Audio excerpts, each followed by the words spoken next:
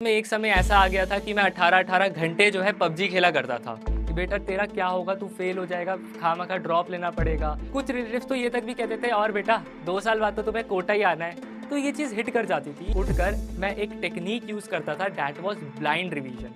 Blind revision क्या होती है, मैं आगे का पढ़ता चला गया, पिछला तो रिवाइज ही नहीं करा, छोड़ दिया। सोच रहे थे एंड में करेंगे, एंड में करेंगे, एंड में सब हौच पौच हो गया, कुछ समझ नहीं आया था, सब भूल चुका था मैं एंड में जो पहले दिन मैंने पढ़ा था। मैंने तो पूरे जनवरी मंथ में ना के बराबर पढ़ाई करी है, मेरा तो कुछ भी नहीं हो सकता। मेरे को लगा यार 1 महीना तो एकदम ही वेस्ट हो गया, अब कहाँ से सिलेक्शन होगा।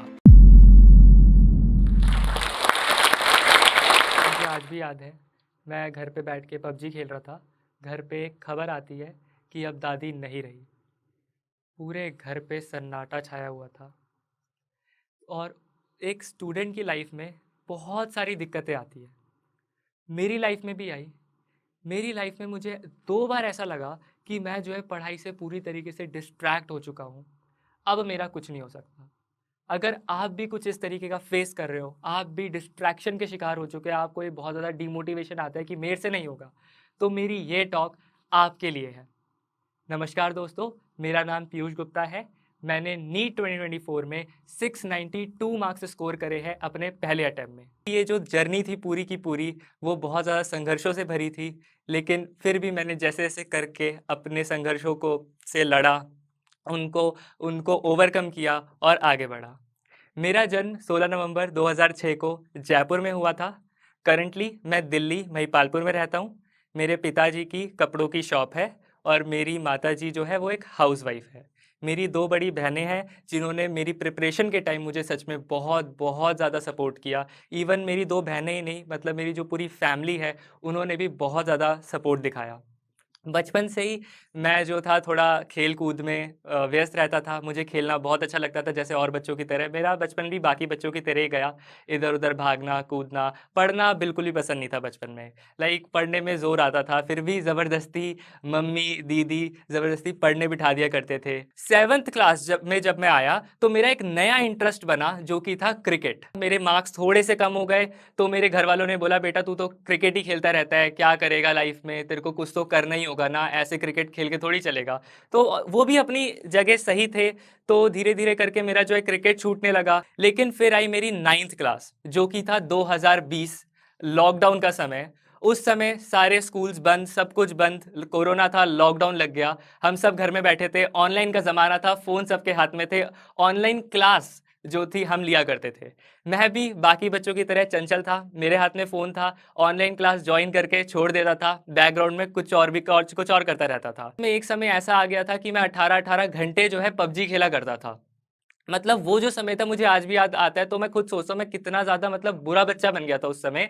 मैं ना तो पढ़ाई कर रहा था, पूरे पूरे दिन बस पबजी खेल रहा था, इवन घर वालों के काम भी नहीं करवा रहा था अगर वो कुछ कहते थे। तो मतलब मैं ऐसा बन गया था, बहुत ज़्यादा डिस्ट्रैक्शंस हो गई थी लाइफ में। तो उसके बाद मेरा जो है 9th क्लास के मिड टर्म हुए, उसमें मेरी बहुत ही ज़्यादा कम परसेंटेज आई। घर वालों ने उसके अगले दिन ही मेरी ट्यूशन लगवा दी।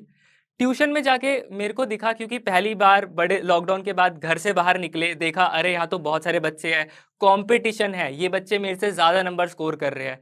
तो कहीं ना कहीं थोड़ा बहुत मैं पढ़ाई की तरफ हुआ, लेकिन वही था, स्टिल मेरा पबजी इंस्टाग्राम ये सब कुछ नहीं छूटा। तो मैं थोड़ा सा पढ़ने भी लगा, लेकिन दिन का ज़्यादा समय मैं इन्हीं सब में जो है पबजी वगैरह में व्यतीत करने लगा। 10th में आके बहुत लोगों ने समझाया कि बेटा बोर्ड है इस साल बहुत ज़्यादा सीरियस रहना पड़ेगा तेरे को। लेकिन फिर भी मैंने उन सबको नज़रअंदाज किया, मैंने बोला हाँ देख लेंगे, जैसा होता है चलने दो, चलता है अपने को। लेकिन फिर जब मैं 10th में आया, पहला महीना गुजरा पबजी इंस्टाग्राम यूट्यूब इन सब में, खुद का एक यूट्यूब चैनल भी खोल लिया गेमिंग का, ऐसे ही मज़े में। लेकिन फिर धीरे धीरे करके जब मेरा मई का महीना आया, आज भी मुझे याद है, 13 मई का वो दिन था, घर पर बैठा था मैं, पबजी या इंस्टाग्राम ही ऐसा कुछ मैं चला रहा था। न्यूज़ आती है कि दादी की डेथ हो गई है। 2021 की बात है ये, उस समय लॉकडाउन लगा हुआ था। घर में माहौल पूरा खराब था, क्योंकि ना तो हम वहाँ जा सकते हैं लॉकडाउन की वजह से, और कुछ भी नहीं कर सकते, हम बस घर पे बैठे रह सकते हैं। वो पहली बार था मेरी पूरी लाइफ में कि एक डेड बॉडी को मैंने देखा था अपनी आंखों से, वीडियो कॉल के थ्रू। और एक जब पहली बार मैंने डेड बॉडी को देखा, तो बहुत सारी सेल्फ रियलाइजेशंस हुई कि यार लाइफ जो है बहुत ही ज़्यादा छोटी है। कभी भी ख़त्म हो सकती है, कुछ पता नहीं है इसका। मैंने अपने अंदर ही सोचा मैं क्या कर रहा हूँ ये? मतलब कभी भी मेरे किसी का कुछ नहीं पता। मेरे मन में आया कि यार आज तो मेरे पेरेंट्स हैं जो मेरे को बिठा के मतलब मेरे को सारी चीज़ें प्रोवाइड कर रहे हैं, लेकिन एक दिन ऐसा आएगा, ये सच्चाई है कि मुझे खुद ही करना पड़ेगा सब। उसके बाद फिर मैंने रगड़ के पढ़ना स्टार्ट किया। बहुत अच्छे से पढ़ा, अक्टूबर का महीना पढ़ा, नवंबर के एंड में जो है बोर्ड्स थे, तो उस समय थोड़ी बहुत एंग्जायटी हुई, लेकिन इतनी ज़्यादा नहीं थी, कंट्रोल करी। उसको थोड़ा बहुत पढ़ा, अगर कभी बहुत ज़्यादा ही मतलब हो जाता था कि यार अब पढ़ाई नहीं हो रही तो नेटफ्लिक्स देख लेते थे, बट उसका भी एक बैलेंस बना दिया था कि इतना ज़्यादा भी नहीं देखना। तो मेरे अंदर थोड़ा बहुत सेल्फ कंट्रोल जो है आ गया था। 10th के एंड आते आते मुझे ये बात तो समझ आ गई थी कि मुझे जो है 11th में आके साइंस लेना है, लेकिन कंफ्यूजन ये था कि मैथ्स के साथ लूँ या बायो के साथ। मैं स्कूल गया, फॉर्म भरा, दोनों ही ले लिए कि भाई मैथ्स भी ले लेंगे, बायो भी ले लेंगे, दोनों चल जाएगा, क्योंकि मेरे को था कि अब जो होगा देख लेंगे, लेकिन पीसीएमबी स्ट्रीम मैंने ले ली। उस समय बहुत लोगों ने डराया कि भाई पीसीएमबी स्ट्रीम है, नहीं होता अच्छे अच्छों से, फेल हो जाएगा, ये हो जाएगा। मैंने उन सबको नज़रअंदाज करा, अपनी प्रिपरेशन का सोचा। जब शुरुआत में मैंने ऑनलाइन पढ़ना शुरू किया था 11वीं में, तो बहुत सारे लोग ताने देते थे। स्कूल में भी कहते थे बेटा ऑनलाइन से कुछ नहीं होगा, इस कोचिंग में चले जा, इधर अच्छा है, बेटा तेरा क्या होगा, तू फेल हो जाएगा, खामखा ड्रॉप लेना पड़ेगा। कुछ रिलेटिव्स तो ये तक भी कहते थे और बेटा 2 साल बाद तो तुम्हें कोटा ही आना है। तो ये चीज़ हिट कर जाती थी। इवन पापा को भी कहते थे कि इसका कहीं करवा दो एडमिशन, ये क्या करेगा ऑनलाइन में, बिगड़ जाएगा, कुछ कर लेगा, कुछ भी नहीं हो पाएगा इसका ऐसे। तो ये चीज़ें हिट करती थी। तो धीरे धीरे करके ना ये जो हिट करने वाली चीज़ें थी, ये मोटिवेशन बन गई कि यार अब इन लोगों को जवाब दे के दिखाना है। हमारे घर की फाइनेंशियल कंडीशन उस समय बहुत ख़राब थी बिकॉज ऑफ लॉकडाउन। बहुत ज़्यादा हिट हुआ था लॉकडाउन की वजह से, शॉप्स बंद थी, पापा की सेल्स महीने की ज़ीरो हो गई थी, तो बहुत ज़्यादा ही ख़राब था। तो उस समय इतना अफोर्ड नहीं कर पा रहे थे कि हम एक बैच ले लें। पापा सिर्फ स्कूल की फ़ीस अफोर्ड कर पा रहे थे, मेरे लिए उतना ही काफ़ी था। मैंने सोचा क्यों पापा पे इतना ज़्यादा बोझ डालना। तो मैंने जैसे जैसे करके ऑनलाइन से पढ़ना स्टार्ट किया, धीरे धीरे करके थोड़ा बहुत पढ़ा। उसके बाद ऐसी कंडीशन आई, फ़ोन ही चोरी हो गया। फ़ोन चोरी होने के बाद थोड़ा-सा बुरा लगा, लेकिन फिर भी मैंने फिर टीवी में से, जो पहले मेरे पास टीवी था घर पर, उससे ऑनलाइन यूट्यूब पे लेक्चर्स देखने शुरू करे दोबारा से। उसके कुछ महीनों बाद जब लेक्चर्स लेता गया था, उसके बाद मेरी दीदी ने मेरा हार्ड वर्क देखा। इनको लगा कि हाँ, ये बच्चा कर सकता है, मेरा भाई कर सकता है। वो ट्यूशन्स पढ़ाया करते थे। उन्होंने अपनी ट्यूशन्स की जो फ़ीस थी, उससे मेरे को एक नया फ़ोन गिफ्ट करा। मुझे बहुत अच्छा लगा कि मेरी दीदी ने एक फ़ोन गिफ्ट किया। मैंने सोचा अब पढ़ना ही है। मैंने जैसे-जैसे करके 11th का जो आगे का पोर्शन था वो ख़त्म किया, फिर मैं 12th में आ गया। 12th में आके शुरू से मैंने, उस समय कंडीशंस थोड़ी ठीक हो गई थी, तो पापा ने स्टार्टिंग से एक बैच लिया। उसके बाद जब मैंने बैच लेके पढ़ना स्टार्ट किया, 8 महीनों में सिलेबस ख़त्म करा क्लास 12th का। उसके बाद मेरे पास कुछ महीने बचे थे नीट तक कि मैं अपना दोबारा से जो है 11th पढ़ सकूँ। तो मैंने ऑनलाइन से दोबारा से 11th के लेक्चर्स टाइम निकाल के करता रहा। उस समय 12th क्लास को मैं सिर्फ शॉर्ट नोट्स के थ्रू रिवाइज़ करता था, जो कि मैंने अपने क्लास 12th में बनाए थे। मेरा स्कूल था 7 बजे का, तो मैं 5 बजे उठ जाया करता था। 1 घंटा निकालता था मैं अपने नोट्स की रिवीजन के लिए। उसके बाद जब मैं स्कूल जाता था, इवन रास्ते पर चलते-चलते मैं स्कूल मतलब अपने हाथ में नोट्स की कॉपी ले जाया करता था। रास्ते पर चलते-चलते उसको पढ़ता था। एक बस में स्कूल जाता था, डीटीसी बस में, उसमें बैठ के मैं वो नोट्स को रिवाइज़ किया करता था। और जब मैं स्कूल जाता था, तो स्कूल जाके जब बेल होती है, तो उसके पहले भी कुछ टाइम होता है, जब आप पढ़ सकते हो क्लास में बैठ के, जब बहुत सारे बच्चे बाहर घूम रहे होते हैं। उस टाइम भी बैठकर मैं अपने नोट्स को ही रिवाइज़ किया करता था। और जब कोई भी फ्री पीरियड मिल जाता था, लाइक कोई गेम्स पीरियड मिल गया, ब्रेक मिल गई, या फिर कोई सब्स्टिट्यूट पीरियड हो गया, उसमें भी मैं स्कूल की बायो लैब में बैठकर अपनी डीपीपीज़ के प्रिंट आउट लेकर जाता था स्कूल, वो डीपीपीज़ वगैरह सॉल्व करता रहता था। इवन जब स्कूल से घर आते थे, उस समय भी बस स्टैंड पर बैठकर, इवन बस में भी मैं जो है अपने नोट्स को रिवाइज़ करता रहता था। कभी-कभी ऐसा होता था कि स्कूल में फ़ोन भी ले जाया करते थे, जब मान लो मेरे को लेक्चर लेने हैं, तो मैं बस में बैठकर भी कभी-कभी लेक्चर लेता हुआ घर आया करता था। हेडफ़ोन्स वगैरह ले जाता था स्कूल में। और जिस दिन स्कूल नहीं जाता था, उस दिन ऐसा होता था कि मैं सुबह 6 बजे उठता था। 6 बजे उठकर मैं एक टेक्नीक यूज़ करता था, that was blind revision. Blind revision क्या होती है कि मान लो आपने आज डे 1 का लेक्चर लिया किसी भी टॉपिक का, उसके बाद आपने उसको उसी दिन शाम में रिवाइज़ किया, आप अगले दिन उठे, आपको क्या करना है, एक ब्लैंक पेपर लेना है, पेन लेना है, जो भी आपने एक दिन पहले पढ़ा है नोट्स में, एक एक चीज़, ये फॉर्मूला, ये इस तरीके का सवाल था, मतलब सवाल एग्जैक्टली नहीं लेकिन वो सवाल किस तरीके का था और उसको किस तरीके से किया गया, वो सब एक पेपर पे फटाफट लिख दो। उसके बाद आपको क्या करना है, अगेन अपने क्वेश्चंस वगैरह, डीपीपी मॉड्यूल्स ये सब करना है। उसके बाद दोबारा से जब आप लेक्चर लेने जाओ, दैट इज डे 2 का लेक्चर, वो लेकर आए, शाम में नोट्स रिवाइज करें, अगले दिन सुबह उठे, ब्लैंक पेपर लिया, पेन लिया, डे 1 प्लस डे 2 दोनों का एक साथ आपको रिवाइज करके लिख देना है। इससे क्या होगा, जब आप आखिरी दिन का लेक्चर लोगे और आखिरी दिन शाम में रिवाइज करोगे और अगले दिन जब आप सुबह उठोगे ना, तो आप डे 1 से लेके एंड डे के लेक्चर तक का पूरा एक साथ रिवाइज कर रहे होगे, मतलब आपको चैप्टर जो है पूरा की पूरा कंठस्थ हो जाएगा। ये बहुत तगड़ी टेक्निक थी, लाइक इससे लॉन्ग टर्म रिटेंशन बहुत अच्छे से रहता है। क्योंकि इससे मुझे फायदा ये मिला कि कभी कभार ऐसा होता था, बहुत बच्चों के साथ ऐसा होता है कि उनको टेस्ट के लिए पढ़ने का टाइम नहीं मिल पाता। मेरे साथ भी हुआ था कि टेस्ट के लिए पढ़ने का टाइम नहीं मिलता था, स्टिल बिना पढ़े, मान लो कोई चैप्टर पहले से पढ़ा था, बिना पढ़े उसको मतलब उस हफ्ते रिवाइज नहीं किया, जिस हफ्ते टेस्ट है, टेस्ट देने चले गए, लेकिन स्टिल मुझे वो चैप्टर याद रहता था। इसका रीजन यही था, मैंने ये ब्लाइंड रिवीजन टेक्निक यूज करी थी। तो ये टेक्निक बहुत ही ज्यादा हेल्पफुल रहती है। तो वही था कि 6 बजे से लेकर 9, मतलब टाइम लगता है ब्लाइंड रिवीजन में, बट धीरे धीरे करके आप घटा सकते हो ये टाइम ब्लाइंड रिवीजन करने का।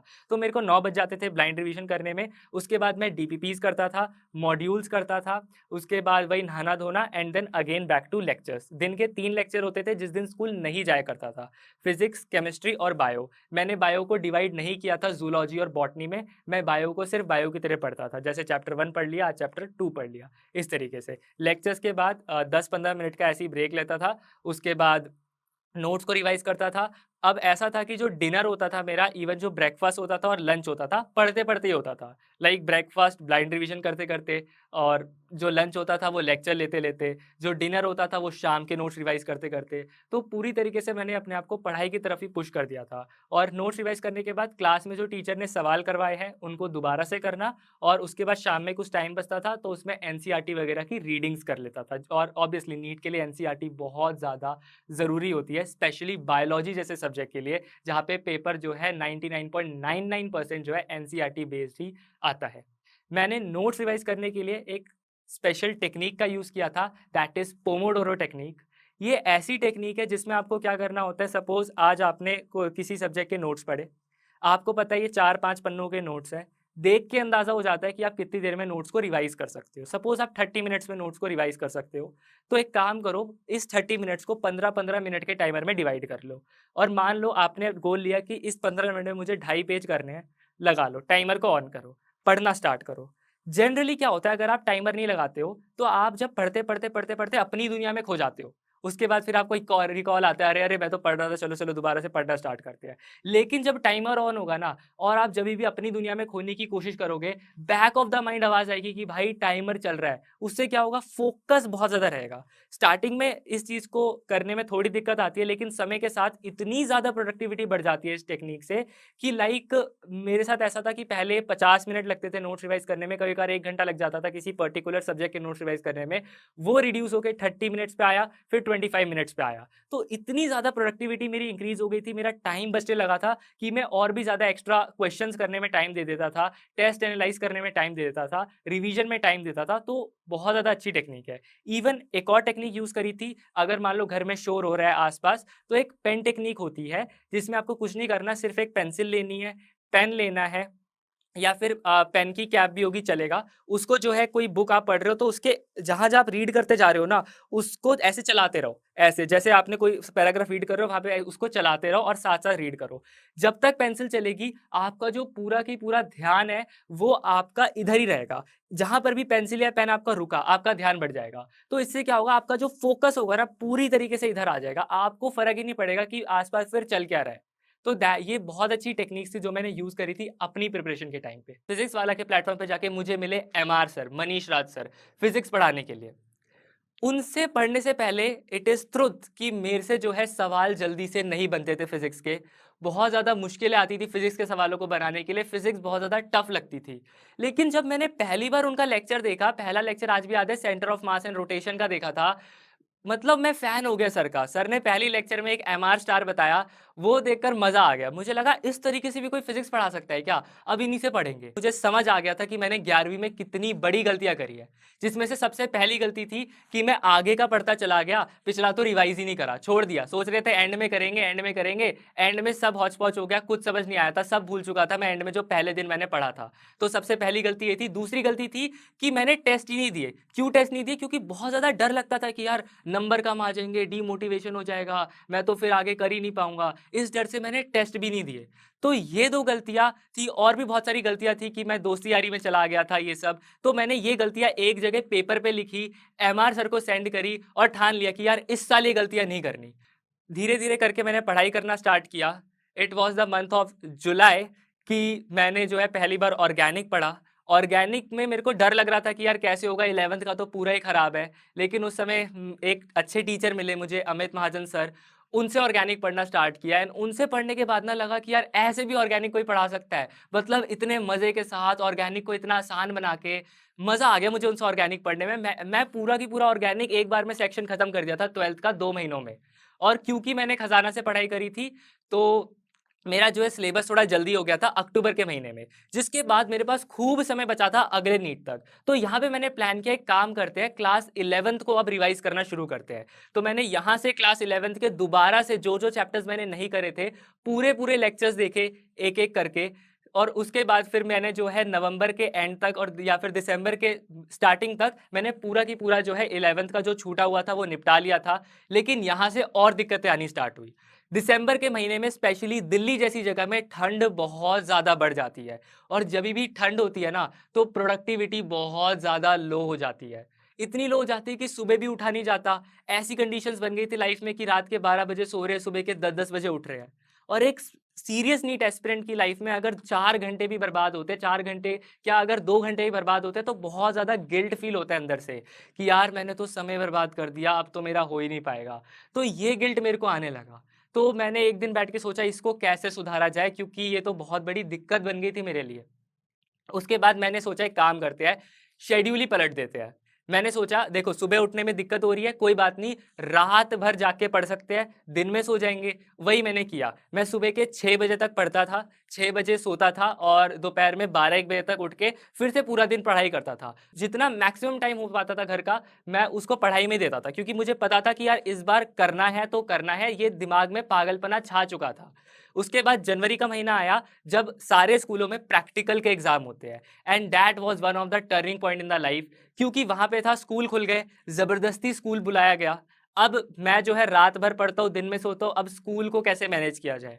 ऐसी कंडीशंस आ गई थी, रात के 3-3 बजे सो रहे हैं, सुबह के 6 बजे उठ के स्कूल जा रहे हैं, पूरा दिन स्कूल में बिता रहे हैं, 2 बजे घर आके फिर से सो रहे हैं, रात के 10 बजे उठ रहे हैं, फिर पूरी रात पढ़ाई कर कर फिर सुबह स्कूल जा रहे हैं बिना सोए, अगले दिन आके फिर सो रहे हैं, फिर रात के 10 बजे उठ रहे हैं। तो बहुत ज़्यादा अजीब सा शेड्यूल हो गया था। और जब ऐसा शेड्यूल हो जाता है कि आप कुछ भी नहीं कर पाते, बस सो रहे हो, उठ रहे हो, जा रहे हो, तो ना एक अलग ही लेवल का डिमोटिवेशन, डिप्रेशन टाइप आने लगता है लाइफ में। बहुत ज़्यादा मेंटल स्ट्रेस बढ़ जाता है कि यार ये क्या हो रहा है। At the end of the month of January मुझे रियलाइज हुआ मैंने तो पूरे जनवरी मंथ में ना के बराबर पढ़ाई करी है, मेरा तो कुछ भी नहीं हो सकता। मेरे को लगा यार 1 महीना तो एकदम ही वेस्ट हो गया, अब कहाँ से सिलेक्शन होगा। क्योंकि उसके बाद ऐसा था कि पढ़ाई भी नहीं हो रही थी, पढ़ाई करने बैठ रहा था, डीमोटिवेशन आ रहा था, आंखों से कई बार आंसू आ जाते थे पिछला सोच के कि मैंने तो बहुत टाइम वेस्ट कर दिया। उस समय सोच रहा था कि यार क्विट कर दिया जाए, अगले साल ट्राई करेंगे, ड्रॉप पर बन के हो जाएगा। क्योंकि ये पता था कि पिछले साल पढ़ लिया थोड़ा बहुत तो ड्रॉप में हो जाएगा। लेकिन फिर उसके बाद ये जो दिक्कतें थी, that I am going to quit, ये मैंने अपनी एक फ्रेंड के साथ शेयर करी एंड वो एक और टर्निंग पॉइंट बना लाइफ में। उसने मतलब उस वो ये समय होता है, फरवरी का समय जो होता है, जिस समय सारे के सारे नीट एस्पिरेंट्स रगड़ के पढ़ रहे होते हैं। किसी के पास इतना टाइम नहीं होता था किसी और बच्चे को वो टाइम दे सके। लेकिन मेरी फ्रेंड, जो कि वो भी एक नीट एस्पिरेंट थी, मेरे ही बैच में थी क्लास 12th में, उसने मेरे को टाइम दिया, मेरी बातें सुनी, सपोर्ट किया, मोटिवेट किया, बोला यार कर लेगा तू। उसने बहुत ज़्यादा मतलब सपोर्ट किया, हेल्प करी, उसने मेरी बातें सुनी। और जब आप परेशान होते हो और कोई इंसान अगर आपकी बातें सुन लेता है और आपकी बेइज्जती नहीं करता बल्कि आपको सपोर्ट करता है, तो अंदर से बहुत अच्छा लगता है। और एक मोटिवेशन भी आता है कि यार हाँ, शायद हम कुछ कर सकते हैं। तो मेरे अंदर भी वो मोटिवेशन था। उसके बाद मैंने ऐसी पढ़ाई करी, लाइक दिन में 15-15, 17-17 घंटे पढ़ने लग गया। मुझे याद है 1 फरवरी को मैंने एक जेईई मेंस का भी पेपर दिया था, जिसका रिजल्ट आया था 12 फरवरी को। 12 फरवरी को रिजल्ट खोल के देखा, I scored 99.27 percentile in JEE mains also. उसके बाद जो कॉन्फिडेंस था ना, that was on the top level, कि मैंने सोचा कि जो जितने परसेंटाइल बच्चे जेईई का बैच लेके नहीं ला पाते, मैं तो नीट का पढ़ के ले आया उतनी परसेंटाइल। तो और ज़्यादा कॉन्फिडेंस बढ़ा, सोचा अब शायद मैं कुछ कर सकता हूँ, शायद मेरे में कुछ बात है जो बाकियों में नहीं है, मैं कर सकता हूँ। तो मैंने अपनी प्रिपरेशन स्टार्ट करी अच्छे से, मतलब दोबारा से एक रीस्टार्ट दिया, पढ़ा 15-15, 17-17 घंटे पढ़ा, टेस्ट में नंबर इंक्रीज होने लगे, फिर बोर्ड्स आ गए। बोर्ड्स में पहला बोर्ड था इंग्लिश का, मैंने वो दिया, दूसरा था केमिस्ट्री का, मैंने वो दिया क्लास 12th में, उसके बाद था फिजिक्स का बोर्ड। और सीबीएसई बोर्ड में एक चीज़ फेमस है कि फिजिक्स का जो पेपर आता है बोर्ड का, वो हमेशा टफ सेट होता है। बहुत सारे लोगों ने ये बात मेरे मन में भर दी थी कि टफ पेपर आएगा, और मेरे को डर इस बात का था कि मैंने पूरे साल फोकस नीट पे किया है, मैंने बोर्ड्स लेवल का इतने अच्छे से नहीं पढ़ाई करी, क्या मैं कर पाऊंगा? ये डर अंदर ही अंदर बैठ गया था। जब मैं बोर्ड्स की प्रिपरेशन कर रहा था तो कुछ समझ नहीं आ रहा था कि कहाँ से क्या किया जाए, कहाँ से डेरिवेशन करी जाए, कहाँ से न्यूमेरिकल प्रैक्टिस करूँ, कुछ समझ नहीं आ रहा था। वो भी एक तरीके से ना एंजाइटी की तरफ मेरे को लेकर गया। उस समय मेरे मन में बहुत ज़्यादा डर आया कि यार अब क्या होगा, फिजिक्स में फेल ना हो जाऊँ, बस इतना था मेरे को। क्योंकि आई नो मैंने नीट के लिए पढ़ रखा था, लेकिन स्टिल बोर्ड में कुछ सवाल ऐसे आते हैं जिनके लिए आपको एनसीईआरटी जैसी चीज़ या बोर्ड्स के लिए पढ़ाई करनी पड़ती है। उसके बाद फिर भी जैसे जैसे पेपर पास आया, थोड़ा बहुत डर लग रहा था।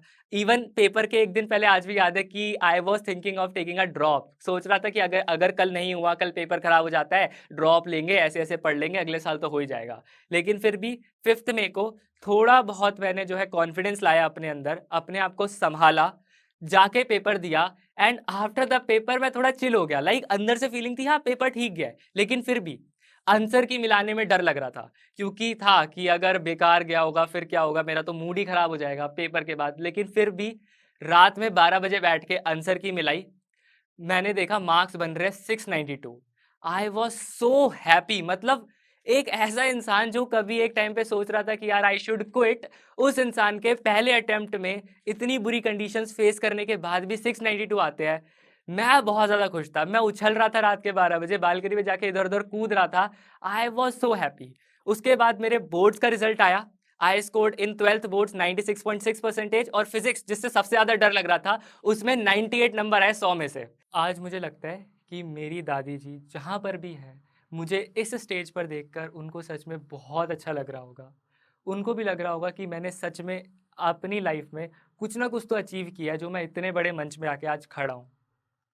अंत में मैं अपने 11वीं और जो 12वीं के बच्चे हैं, जो और ड्रॉपर्स भी है, जो प्रिपरेशन कर रहे हैं, उनसे एक ही बात कहना चाहूँगा। आपकी लाइफ में बहुत लोग आएंगे जो आपको बोलेंगे नहीं होगा तेरे से, आपको पीछे खींचेंगे, इवन आपके साथ कुछ ना कुछ ऐसा करेंगे कि आप जो है अपनी प्रिपरेशन से पूरी तरीके से भटक जाओ। लेकिन आपको नहीं भटकना। कुछ भी हो जाए, लोग कुछ भी कह रहे हैं, सुनो ही मत। पूरी तरीके से सिर्फ अपने ऊपर फोकस करो। अगर आप अपने कर्म पर फोकस करोगे और रिजल्ट की नहीं सोचोगे, तो आपका कर्म बहुत अच्छा होगा। रिजल्ट का डर हमेशा तभी सताता है जब आप अपने कर्म पर फोकस नहीं करते। तो आपका जो फोकस रहना चाहिए वो सिर्फ और सिर्फ आपके कर्म पर रहना चाहिए, रिजल्ट पर नहीं रहना चाहिए। मैं जोश टॉक्स नीट को बहुत बहुत धन्यवाद करना चाहूँगा कि उनकी वजह से उन्होंने मुझे एक मौका दिया कि मैं इतने बड़े स्टेज पे आके आप लोगों तक अपनी एक कहानी पहुंचा सकूं। Thank you so much. Hello aspirants, हम में से बहुतों का सपना है नीट एग्जाम क्लियर करके देश के टॉप मोस्ट मेडिकल कॉलेज में एडमिशन लेना और डॉक्टर बनना।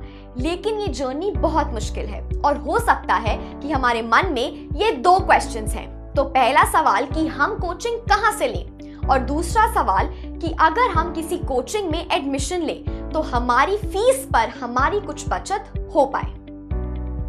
और इसलिए बहुत नीट एस्पिरेंट्स ने जोश से रिक्वेस्ट किया कि क्या जोश टॉक्स एस्पिरेंट्स को हेल्प कर सकता है उनकी इस जर्नी में।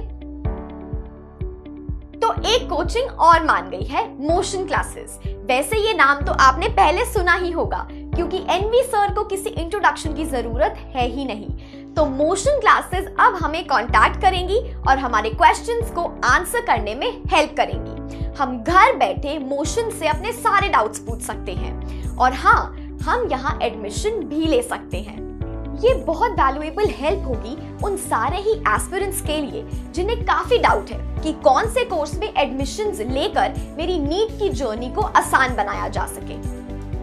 तो अगर आप नीट के लिए कोचिंग लेने में इंटरेस्टेड हैं, तो नीचे एक फॉर्म दिया गया है जहां हम अपना नाम और नंबर शेयर कर सकते हैं और जोश टॉक्स आपका कॉन्टैक्ट नंबर इंस्टीट्यूट के साथ शेयर करेगा।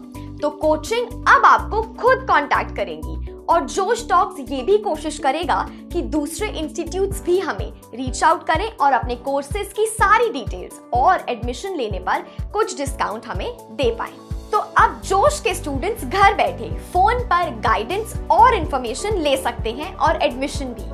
Best of luck to all aspirants. जोश हमेशा हमारे साथ खड़ा है। जय हिंद।